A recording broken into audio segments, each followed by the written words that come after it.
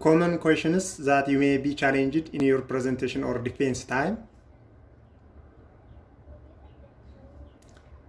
Here we are going to see questions that you may not expect to be asked in your presentation time. For example, if you are asked, what is your objective? What is your sampling techniques? And what is your sample size? And the same like questions, for sure you will be ready to answer. But most often, you will not be ready for the following questions. እንግዲህ ምን ማለታችን ነው? በፕሬዘንቴሽናችሁ ሰዓት ዲፌንስ በምታደርጉበት ሰዓት እንጠየቃለን ብላችሁ የማትጠብቋቸው ግን ልትጠየቁና ልትደነጋገሩ የምትችሉባቸው ጥያቄዎች የሚከተሉትን ያካትታሉ።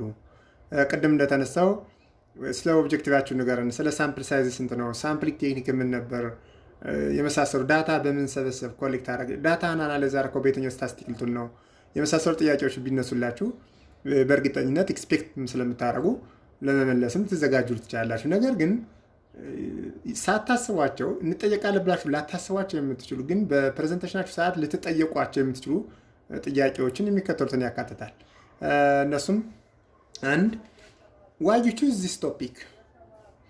ለምንድን ነው ይህንን ሪሰርች ቶፒክ ለጥናት የመረጥከው? ለምን ሌላ ቶፒክ ላይ አልሰራህም? የሚል ጥያቄ ሊነሳ ይችላል። ስለዚህ በዛ ሰዓት እንዲህ አይነት ድንገተኛ ጥያቄ ስትጠየቁ መደነባበር የለባችሁም። ስለዚህ ሬዲ ሆናችሁ መገኘት ይኖርባችኋል ማለት ነው። አንድ ሰው የሚሰራው ሪሰርች ርዕስ ኦር ቶፒክ ይኖረዋል። በዛ ዙሪያ በቂ ዝግጅት አድርጎ ፕሬዘንቴሽን ላይ ቀርቧል። ነገር ግን ድንገት ለምንድን ነው ይህን ሪሰርች ቶፒክ የመረጥከው? ለምን ሌላ አርዕስ ላይ አልሰራህም? ለምን ሌላ ቶፒክ አልመረጥክም ቢባል ሊደናገር ይችላልና መዘጋጀት ያስፈልጋል። ሁለት what makes your research unique?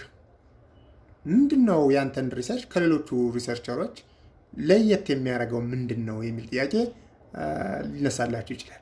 ስለዚህ ለዚህም በቂ ዝግጅት ልታደርጉ ይገባል። ሶስት what is new in your finding? ምንድን ነው በአንተ ጥናት አዲስ ግኝት ምንድን ነው? እስካሁን ሌሎች ሪሰርቸሮች የተለያዩ ሪሰርቾች ሰርተው ሊሆን ይችላል፣ ይሰራሉም ደግሞ። ስለዚህ የአንተ ሪሰርች ከሌሎቹ በምን ዩኒክ ሆነ? አንተ አሁን ያገኘኸው የጥናትህ ውጤት ምንድን ነው? አዲስ ነገር ያገኘኸው እስቲ ከተለመደው ከአሁን ቀደም ከሚታወቀው ግኝት ውጭ የአንተ ፋይንዲንግ አዲስ ነገር ዞ የመጣው ምንድን ነው የሚል ጥያቄ ሊነሳል ይችላል። ሌላው አራተኛው what is your research gap የሚል ጥያቄ ሊነሳ ይችላል። አስቀድሞ መዘጋጀት ያስፈልጋቸዋል። አምስት provide me all the materials that you have reviewed or your references ማለት ነው።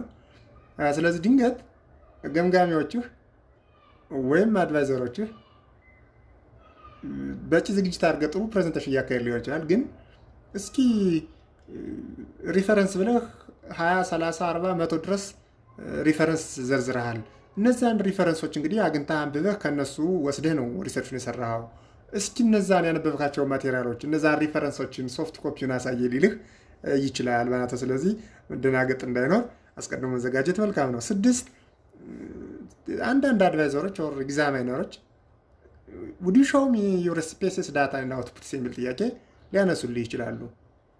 ያው ሪሰርችን አናላይዝ ያደረኩት በኤስፒኤስኤስ ሶፍትዌር በዲስክሪፕቲቭ ስታቲስቲክስ ነው በኢንፈረንሻል ስታቲስቲክስ እያላችሁ ስታወሩና አውትፑታችሁን ፋይንዲንጋችሁን ስታቀርቡ እስኪ ኤስፒኤስኤስ ላይ ፊድ ያደረከውን ዳታ እና አናላይዝ አድርገህ ያገኘውን አውትፑትን አሳየኝ የሚል ጥያቄ ድንገት ሊነሳ ይችላል።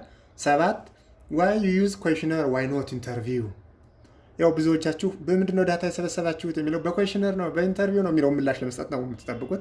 ግን your paper says that you have used questionnaire to collect data but why not interview? ለምን ነው በኩዌሽነር ዳታ የሰበሰባችሁት ለምን ኢንተርቪው አላረጋችሁትም የሚል ድንገተኛ ጥያቄ ሊነሳ ስለሚችል ለሱ መዘጋጀት ተገቢ ነው።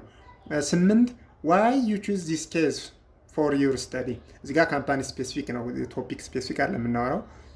ለምሳሌ ቀደም ስለ ርዕሱ ነው why you choose this topic ሚል። ያሁኑ ግን why you choose this case for your study? why don't any other company ነው። ለምሳሌ አንድ ሪሰርች ፕሬዘንት የሚያደርግ ተማሪ ሪሰርቹን የሰራው የቴሌኮሙኒኬሽን ካምፓኒ ላይ ቢሆን ለምንድን ነው ቴሌኮሙኒኬሽን ካምፓኒ ላይ መስራት ያስፈልግህ? ተመሳሳይ ይህንኑ ርዕስ ይህንኑ ሪሰርች ይህንኑ ፕሮብለም ለምን የቢራ ፋብሪካዎች ላይ አላረከውም? ለምን የጨርቃጨርቅ ፋብሪካዎች ላይ አላረከውም? ለምን ሌሎች ፐብሊክ ሰርቪስ መስሪያ ቤቶች ላይ አልሰራኸውም? ቴሌኮሙኒኬሽን መምረጥ ለምን አስፈልገህ? ቴሌ ላይ ለመስራት ያስፈልገህ ያነሳሳህ ምንድን ነው የሚል ድንገተኛ ጥያቄ ሊነሳ ይችላል።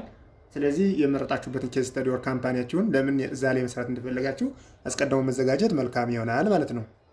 9 ዋት ኢዝ ዩር ቤዝ ኦፍ ስትራታ የሚል ጥያቄ ሊነሳ ይችላል። ይህ ጥያቄ የሚመጣው ከየት ነው? ቅድም ስናወራ እንደነበረው በሳምፕሊንግ ቴክኒክን ከአጠቃላይ ሳምፕልን ከፖፑሌሽን ውስጥ ስትመርጡ በስትራቲፋይድ ራንደም ሳምፕሊንግ ቴክኒክ ተጠቅሜ ሳምፕሌን ከፖፑሌሽን ውስጥ መረጥኩት ልትሉ ትችላላችሁ። ስለዚህ እናንተ ሬዲ ሆናቸው የምትሄዱት ሳምፕሊንግ ቴክኒክ ምንድን ነው ስትባሉ ስትራቲፋይድ ራንደም ሳምፕሊንግ ቴክኒክ ለማለት ነው። ግን ዋት ኢዝ ዩር ቤዝ ኦፍ ስትራታ የሚል ጥያቄ ሊመጣ ይችላል። ምን ማለት ነው? እንደምታውቁት ስትራቲፋይድ ራንደም ሳምፕሊንግ ቴክኒክ ማለት አጠቃላይ ፖፑሌሽኑ በተለያየ ግሩፕ ዲቫይድ ታደረጉትና ከእያንዳንዱ ግሩፕ ከእያንዳንዱ ሳብሴክሽን ውስጥ እንደገና ሳምፕሎችን መውሰድ ስትራቲፋይድ ራንደም ሳምፕሊንግ ነው። ስለዚህ አጠቃላይ ፖፑሌሽኑ በግሩፕ ስትመድቡት በተለያየ ግሩፕ ለመክፈል የተጠቀማችሁት ቤዝ ምንድን ነው የሚል ጥያቄ ሊነሳላችሁ ይችላል። እንደ እናንተ ጥናታዊ ጽሑፉ ሁኔታ ይለያያል። ለምሳሌ በጀንደር ቤዝ ሁነን ሜል ፊሜል ብለን ልንከፍላቸው እንችላለን። ከዛ ከሜሉም ከፊሜሉም ሳምፕል እንወስድ እንችላለን። አሊያ ደግሞ እንደ ጥናታዊ ጽሑፋችሁ ይለያያል። ለምሳሌ ጥናታችሁ ጽሑፋችሁ መርቻንዳይዚንግ ቢዝነስ፣ ሰርቪስ እና ማኑፋክቸሪንግ ቢዝነስ የሚያካትት ከሆነ አጠቃላይ ለምሳሌ ሮል ኦፍ ማይክሮፋይናንስ ኢንስቲትዩሽንስ ፎር ፖቨርቲ ሪዳክሽን የሚል ርዕስ የሚሰራ ሰው ልድገመው። ሮል ኦፍ ማይክሮፋይናንስ ኢንስቲትዩሽንስ ፎር ፖቨርቲ ሪዳክሽን የሚል አንድ ጥናታዊ ጽሑፍ የሚያቀርብ ሰው አጠቃላይ የወሰዳቸውን ማይክሮፋይናንስ ኢንስቲትዩሽኖችን በሶስት ግሩፕ ሊከፍላቸው ይችላል። እነሱም መርቻንዳይዚንግ ቢዝነስ የሆኑ፣ ማኑፋክቸሪንግ ቢዝነስ የሆኑ እና ሰርቪስ የሆኑ ብሎ ሊከፍላቸው ይችላል። ከዛ ከመርቻንዳይዚንጉም ከማኑፋክቸሪንጉም ከሰርቪሱም መልሶ እንደገና ሳምፕል መውሰድ ይኖርበታል። አሁን እዚህ ጋር ቤዝ ኦፍ ስትራታው ምንድነው? ኔቸር ኦፍ ቢዝነሱ ነው። ማኑፋክቸሪንግ መሆኑ፣ ሰርቪስ መሆኑና መርቻንዳይዝ ቢዝነስ መሆኑ በተለያየ ግሩፕ ዲቫይድ እንዲያደርግ አድርጎታል። ቤዝ ኦፍ ስትራታው ኔቸር ኦፍ ዘ ቢዝነስ ሆነ ማለት ነው። ልክ እንደዚህ ሁሉ እንግዲህ እንደ ሪሰርቻችሁ ሁኔታ ሊለያይ ይችላል።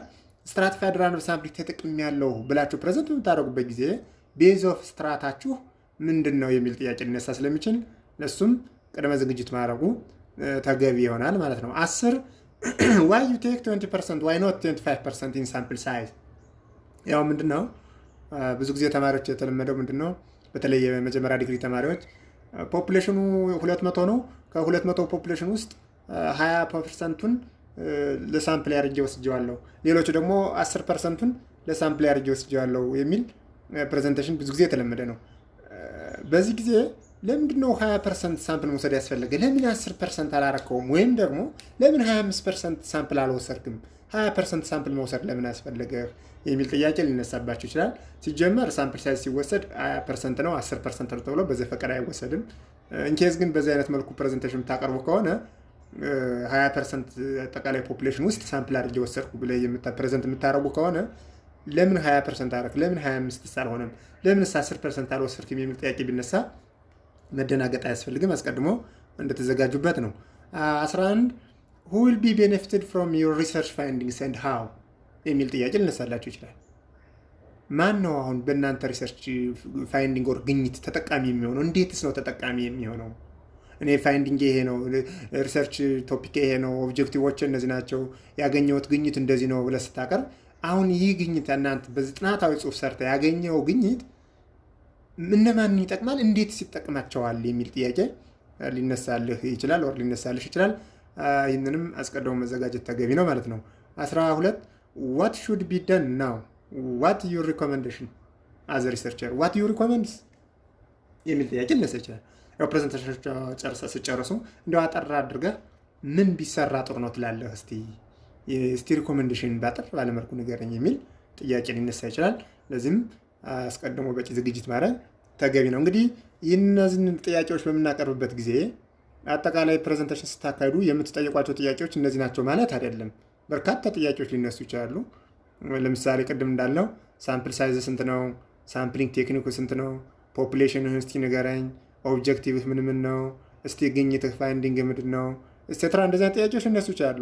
ግን እነዚህ አሁን የዘረዘርናቸው ጥያቄዎች ብዙ ጊዜ ተማሪዎች በፕሬዘንቴሽን ሰዓት እንጠየቃለን ብለው የማያስቧቸው የማይዘጋጁባቸው፣ ነገር ግን ኤግዛሚነሮቻችሁ ሊጠይቋችሁና ሊያደናግጧችሁ የሚችሉባቸው ጥያቄዎች ስለሚሆኑ እነዚህ መሰል ጥያቄዎችም አስቀድማቸው እንድትዘጋጁባቸው እንጂ አጠቃላይ በፕሬዘንቴሽን ሰዓት የሚጠየቁ ጥያቄዎች እነዚህ ብቻ ናቸው ማለት አይደለም።